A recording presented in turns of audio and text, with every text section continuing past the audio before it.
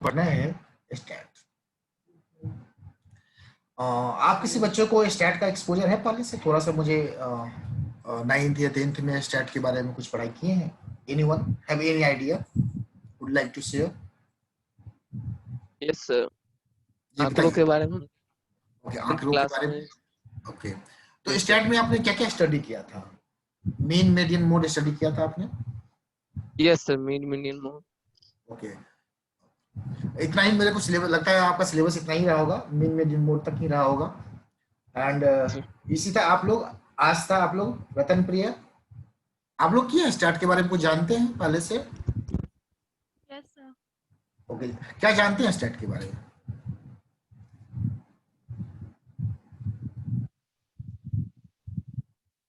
What ever you know, मतलब आप क्या, थोड़ा सा ब्रीफ मेरे को कीजिए। जैसे क्या है ना, मुझे पढ़ाने में हम लेवल ऑफ सर अंडरस्टैंडिंग क्या, मैथ्स में पढ़े थे 9th मैं, में। अच्छा मैथ्स में पढ़े थे, तो इसका यूज क्या है? मतलब सबसे फर्स्ट ऑफ ऑल होता है स्टैट का पर्पस क्या है, हम क्यों पढ़ते हैं? देखिए, सिलेबस हमारे कोर्स में बहुत सारे होते हैं, बट मेरा फोकस ये होता है पहले ये जानना जो आपका ये सब्जेक्ट पढ़ने जा रहे हैं इसका पर्पस क्या है, इसका कहाँ पे यूज होने वाला है। अगर ये पर्पस और यूज अगर आपको मालूम हो तो आपकी अंडरस्टैंडिंग लेवल जो है सो, आपकी इंटरेस्ट लेवल जो है सो वो अच्छा रहेगा। अगर हमें मालूम है, हमारे पास कोई सामान है, हमें मालूम ही नहीं इसको क्या करना है, क्या यूज करना है, कहाँ यूज करना है, तो क्या है, हमारे लिए वेस्टेज है। वैसे ही नॉलेज, कोई भी नॉलेज, किसी भी सब्जेक्ट का नॉलेज अगर हम एक्वायर करते हैं तो फर्स्ट ऑफ ऑल हमें फोकस करना है जो ये नॉलेज हमें कहाँ कहाँ लगने वाला है। एकेडमिक तो है, ठीक है, एग्जाम पास करना है, बट एग्जाम पास कर लेना मात्र क्या गोल है कैरियर का? नहीं, कहीं ना कहीं जॉब करना है, एम्प्लॉयमेंट चाहिए, या बिजनेस करना है, या एनीवे व्हाट एवर। मिस हम लोगों ने देखा था जो ह्यूमन एक्टिविटीज जो होता है, तीन जगह अपने आप को इन्वॉल्व करते हैं, या तो बिजनेस में करते हैं, या एम्प्लॉयमेंट में करते हैं, या प्रोफेशन में करते हैं। जिनको डाउट होगा तो पूछ सकते हैं, नहीं तो बीएससी क्लास में इस चीज को हम लोग पुनः चर्चा करेंगे। जो ह्यूमन एक्टिविटीज, हम जो भी काम करते हैं उसको तीन, बिजनेस हो सकता है, या प्रोफेशन हो सकता है, या एम्प्लॉयमेंट हो सकता है। तो कहीं ना कहीं आपका यूज जो है सो स्टैटिक्स का कहीं ना कहीं है। तो पहला चीज जो इकोनॉमिक्स में है, डाटा। इकोनॉमिक्स में क्या होता है, जो भी फोरकास्ट किया जाता है, किसी भी चीजों का जो फोरकास्ट किया जाता है, मीन्स आने वाले समय में जो प्रेडिक्शंस किया जाता है क्या मांग होगा। कोई भी कंपनी जब मैन्युफैक्चर करती है, एनी कंपनी कुछ मैन्युफैक्चर करना चाहती है, तो पहले वो डाटा कलेक्ट करती है। कहां से डाटा कलेक्ट करती है? मार्केट से डाटा कलेक्ट करती है। अब कैसे करती है वो आगे बात करते हैं। तो डाटा कलेक्ट करती है, और डाटा कलेक्शन से क्या मालूम चलता है? उसे इकोनॉमिक प्रॉब्लम्स मालूम चलता है, और उस प्रॉब्लम को सोल्व करने के लिए, बहुत सारे वेरियस कॉज, उस प्रॉब्लम के पीछे जो कारण है उसको पता करते हैं। ऐसा नहीं है जो बिजनेस में ही डाटा की जरूरत है। आप देखती हैं सरकार भी सेंसस कराती है, टाइम टू टाइम बहुत तरह का डाटा कलेक्शन वो करवाते हैं, घर घर विजिटिंग कराते हैं, और वहां से डाटा कलेक्शन करते हैं, और उस डाटा के बेस पे सरकार जो है सो नीति बनाती है, पॉलिसी बनाती है। यहां तक हम लोग समझे, उस डाटा के बेस पे जो प्रॉब्लम है उस प्रॉब्लम को कैसे सोल्व किया जाए इसके बारे में बात करते हैं। मिस पॉवर्टी, अगर एक डाटा कलेक्ट किया गया जो हमारे देश में गरीबी कितना है, तो गरीबी किस कारण से हो सकता है? अनएम्प्लॉयमेंट फैक्टर है, बेरोजगारी है, लोगों के पास काम नहीं है, इसकी वजह से गरीबी है। और क्या हो सकता है? लो प्रोडक्टिविटी ऑफ पीपल। इस बात को समझते हैं, लो प्रोडक्टिविटी ऑफ पीपल क्या होता है? एक व्यक्ति की जो कार्य क्षमता है, वो जितना काम कर सकता है उतना वो काम नहीं करता है। वो बहुत सारे कारण हो सकते हैं, मोटिवेशंस नहीं है, मोटिवेशंस लेवल नहीं है, या सिकनेस है, या कुछ फैमिली प्रॉब्लम्स है, हेल्थ इश्यूज हैं, या काम करने की इच्छा नहीं है। तो लो प्रोडक्टिविटी, सपोज एक व्यक्ति अगर एक दिन में 100 यूनिट का प्रोडक्शन कर सकता था, लेकिन 100 यूनिट का नहीं करके वो 80 यूनिट्स ही प्रोडक्शन करता है, तो उस व्यक्ति को कहा जाएगा, उस व्यक्ति के बारे में कहा जाएगा जो उसका जो प्रोडक्टिविटी है, काम करने की जो क्षमता है वह लो है। बैकवर्ड टेक्नोलॉजी मीन्स आज हम अदर कंट्री में 5G टेक्नोलॉजी नेटवर्क में चल रहा है, बट हमारे यहाँ आज भी हम 4G पे और 3G पे 2G पे काम कर रहे हैं। बहुत सारे आज भी विलेज स्तर पे, विलेज में जो टावर होते हैं वो पकड़ते हैं 2G या 3G पकड़ते हैं, 4G तो पकड़ते ही नहीं है, क्योंकि उस टावर में 4G का जो इंस्ट्रूमेंट है, जो इक्विपमेंट्स है, नहीं लगाया गया है। तो आज भी हमारी आबादी का ओनली 40% और 30% के पास 4G जो सुविधाएं हैं अवेलेबल है। 70% लोग आज भी 4G से वंचित है। मैं जब गांव विजिट किया था रिसेंटली, तो 2G भी मिल नहीं रहा था, 3G भी नहीं मिल रहा था, मतलब टावर नेटवर्क ही नहीं रहता है। तो बैकवर्ड टेक्नोलॉजी मिस कितनी बड़ी प्रॉब्लम है। तो टेक्नोलॉजी में एडवांसमेंट होने की बहुत जरूरत है। India needs the advancement of technology. ये हम लोग बात कर रहे हैं बाबू इकोनॉमिक्स एंड स्टैट। अब आते हैं स्टैटिक्स है क्या। अभी तो हम लोग समझा, इतना जाना इकोनॉमिक्स में स्टैट की जरूरत है, क्योंकि डाटा चाहिए, और डाटा कौन देता है, स्टैटिक्स से मिलता है। अब स्टैटिक्स के अंदर में हम करते क्या हैं, जैसा कि आप लोगों ने कहा, हम कलेक्शंस करते हैं। क्या चीज को करते हैं, डाटा को कलेक्ट करते हैं। चलिए अच्छी बात है।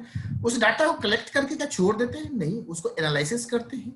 एनालिसिस मतलब वो डाटा जो रॉ डाटा है, सपोज एक डाटा पे बात करते हैं, किसी स्कूल का डाटा है, सपोज रिजल्ट आउट हुआ किसी स्कूल का, उस स्कूल में जो विद्यार्थी के पास आउट परसेंटेज है, मींस ओवरऑल परसेंटेज क्या है, सब्जेक्ट वाइज परसेंटेज क्या है, तो वो डाटा तैयार करना होगा और एनालिसिस करना होगा, जो किस पेपर में बच्ची को क्या मार्क्स है।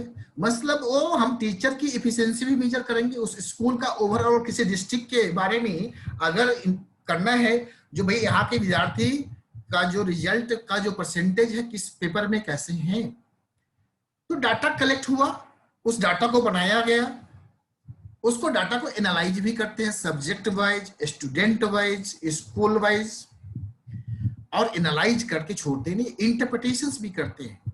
इंटरप्रिटेशंस करने का मतलब होता है उसको व्याख्या करना, किसी चीजों को मिस समझना। आखिर कलेक्शंस एनालिसिस के बाद अब क्या स्टेप्स लेना चाहिए, इंटरप्रिटेशंस मिस अब क्या स्टेप्स लेना चाहिए जिससे स्कूल की, मान लीजिए अगर रिजल्ट किसी सब्जेक्ट में खराब हुआ है या किसी स्कूल का रिजल्ट खराब हुआ है, तो क्यों हुआ है, टीचर की इफिशिएंसी की वजह से खराब हुआ कि स्टूडेंट की कमी की वजह से खराब हुआ, क्या समस्याएं थी, क्या प्रॉब्लम्स था जिसकी वजह से रिजल्ट इंपैक्ट हुआ। तो इंटरप्रिटेशंस करते हैं और उस डाटा को फिर न्यूमेरिकल फॉर्म में हम लोग प्रेजेंट करते हैं, न्यूमेरिकल फॉर्म में प्रेजेंट करते हैं। और आप लोग बता रहे थे स्टैटिस्टिक्स क्या है, ये ब्रांच ऑफ मैथमेटिक्स है, और ये यूज होता है सिर्फ इकोनॉमिक्स में ही यूज होता है क्या, नहीं, अकाउंटिंग में भी यूज होता है, इकोनॉमिक्स में भी होता है, मैनेजमेंट में भी होता है, फिजिक्स, इस ऑल पेपर्स में स्टैटिस्टिक्स का बहुत बड़ा रोल है। आप आगे चलेंगे तो हम इस चीज को एक दो क्लास होने के बाद कंफर्टेबल होंगे, कैसे अकाउंटिंग में स्टैटिस्टिक्स का रोल है। सिंपली आपको मैं बता दूं, आज अकाउंटिंग में थोड़ा बहुत आप लोग जानते हैं अकाउंटिंग क्या है। जो घटना, इवेंट बिजनेस में घटित हो जाता है, मिस पैसा का दे दिया, हमने सेल कर दिया, मिस हिस्ट्री, जो पास्ट इवेंट्स है उसको रिकॉर्डिंग करते हैं, उस डाटा को रिकॉर्ड करते हैं।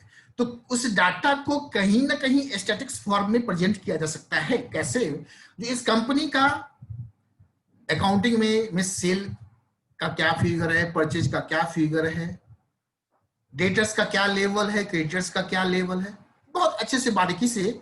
और जो सॉफ्टवेयर है, अकाउंटिंग सॉफ्टवेयर होते हैं, वो नीचे में स्टैटिस्टिक्स प्रेजेंट भी करते हैं। और भी और कंफर्टेबल, आज तो फर्स्ट क्लास है, इंट्रोडक्शन क्लास है, बट अगर कोई सवाल होगा तो आप लोग पूछ सकते हैं in the mean time, but हम अभी कंटिन्यू कर रहे हैं। इकोनॉमिक्स डाटा, अब डाटा की बात करते हैं। डाटा दो तरह का होता है, एक डाटा होता है क्वांटिटेटिव एंड दूसरा डाटा होता है क्वालिटेटिव।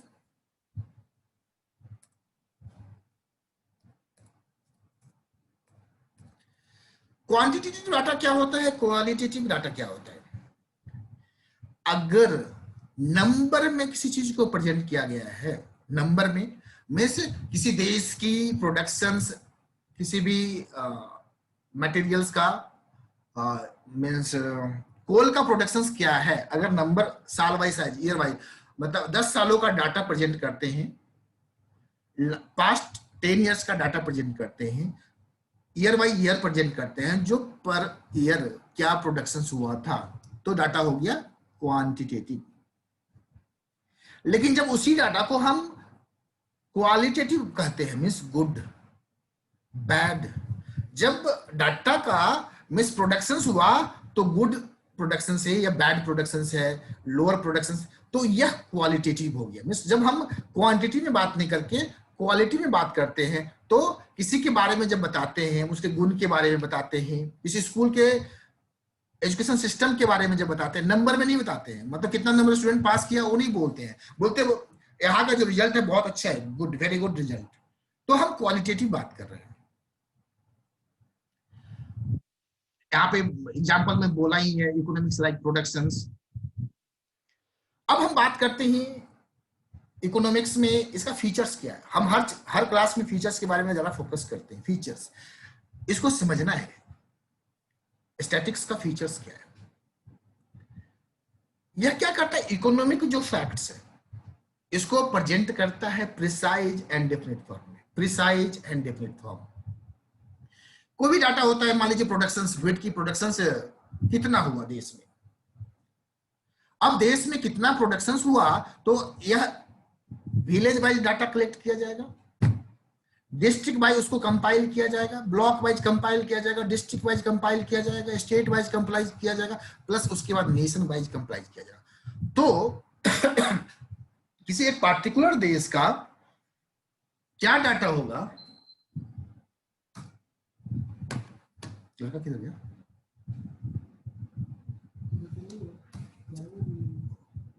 अच्छा लंच का, ठीक है।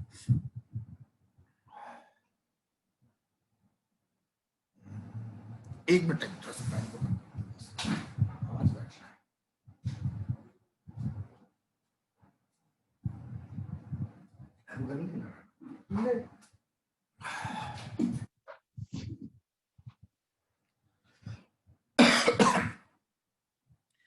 तो फीचर्स ऑफ स्टैटिक्स में हम लोग बात कर रहे थे इकोनॉमिक फैक्ट्स को प्रिसाइज एंड डेफिनेट फॉर्म में।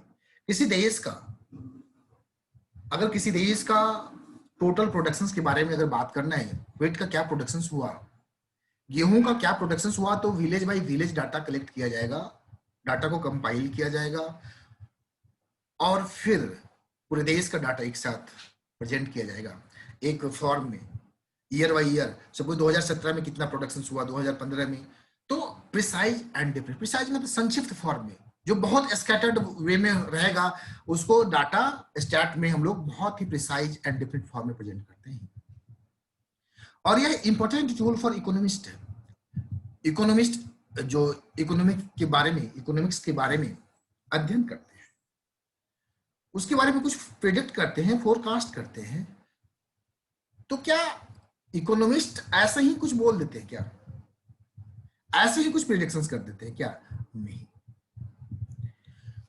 उसके लिए वो टूल यूज करते हैं। बहुत सारे टूल हैं जो टूल स्टडी करेंगे हम, mean, median, mode, time series analysis है, correlation, regression, dispersion, index series, ये सारे बहुत सारे टूल हैं। उस टूल को यूज करके इकोनॉमिस्ट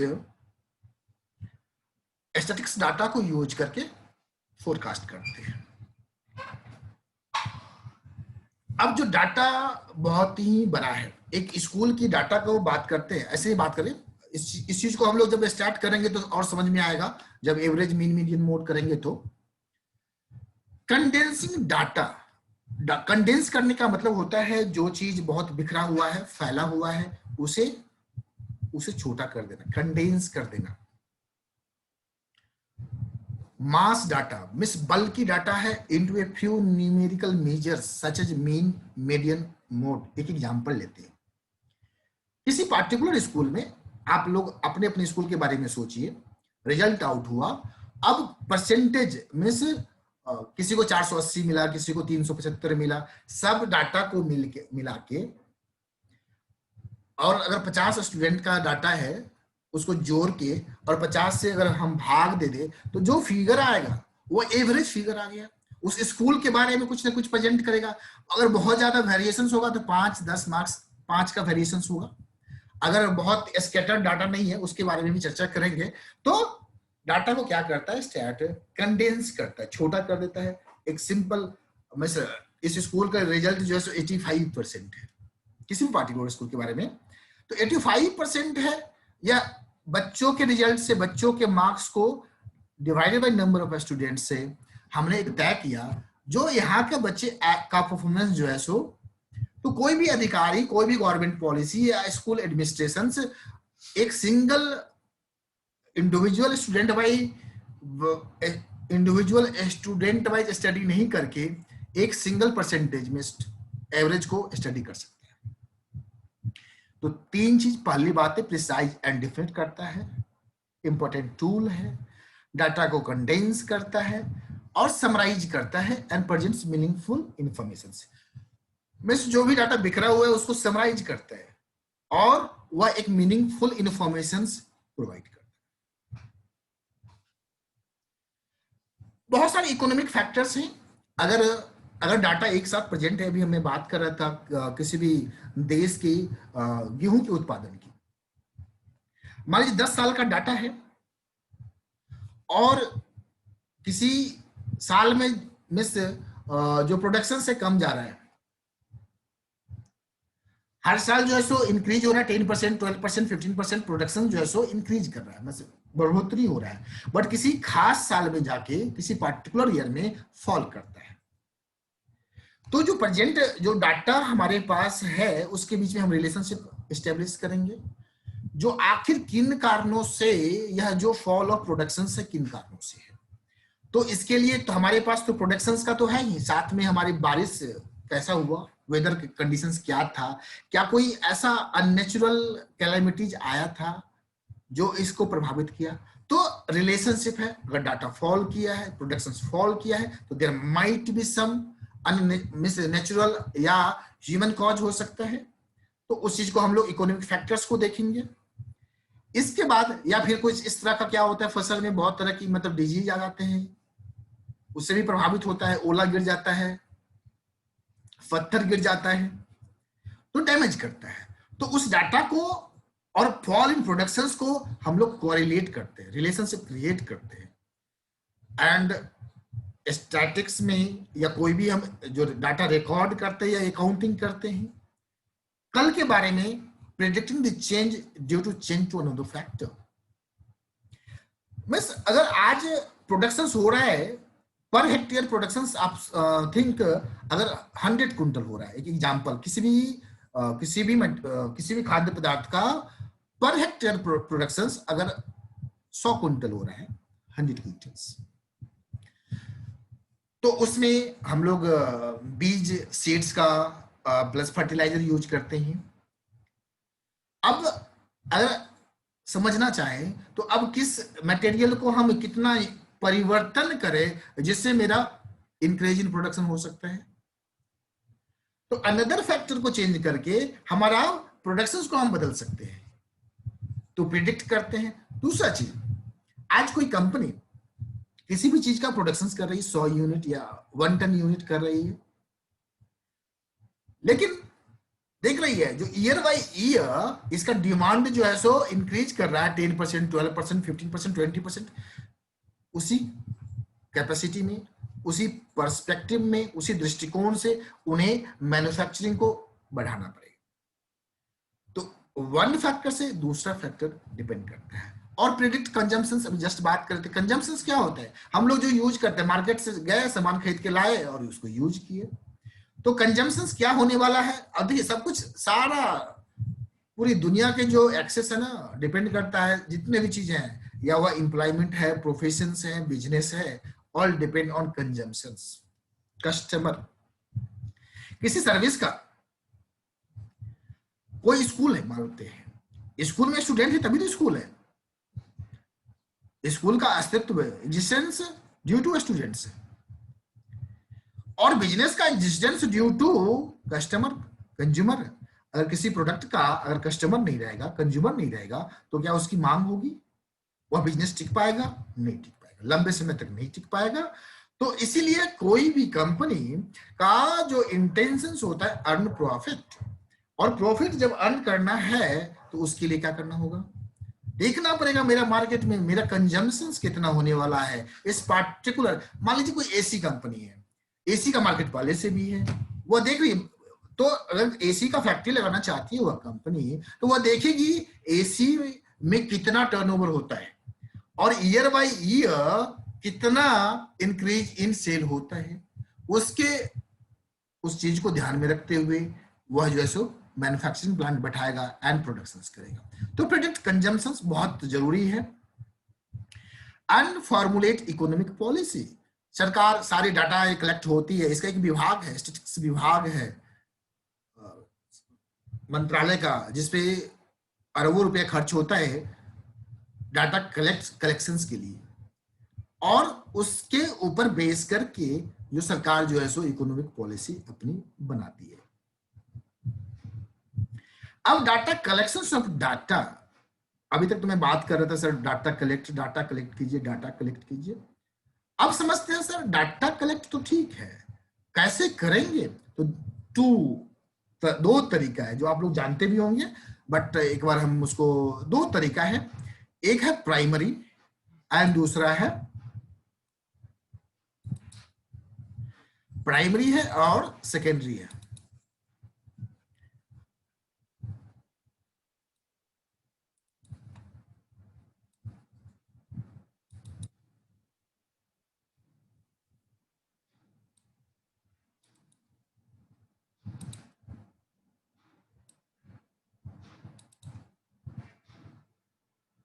थोड़ा बिखरा हुआ तो मैं चाह रहा था जो,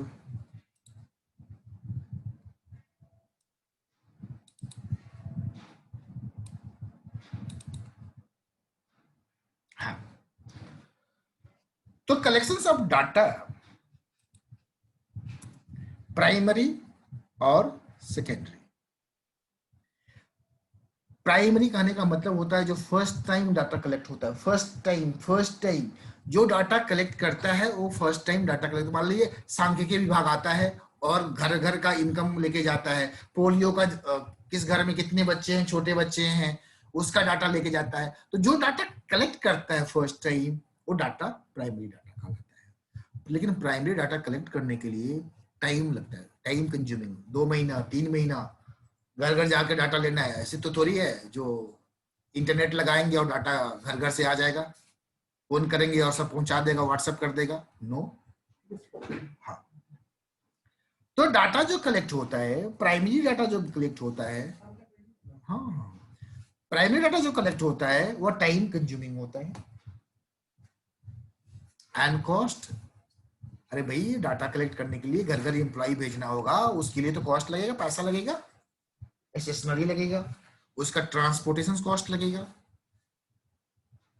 तो प्राइमरी डाटा कलेक्ट करने के लिए बहुत बड़ा टाइमिंग फैक्टर है, टाइम लगता है, एक लंबा समय लगता है और कॉस्ट लगता है।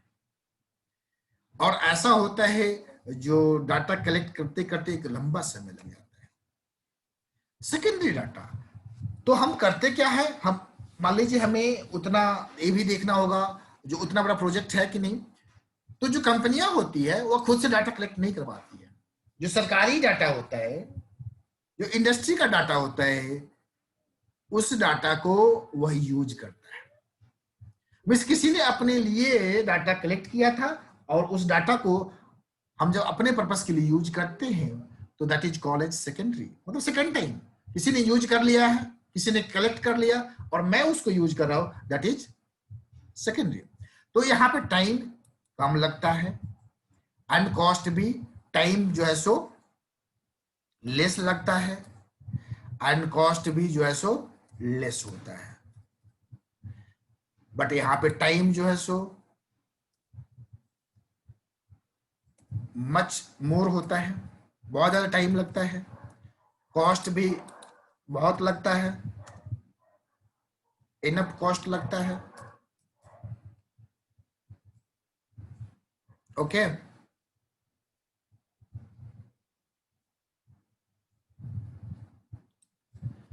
अगर आप लोगों को कुछ पूछना है तो बाबू पूछ सकते हैं आप लोग।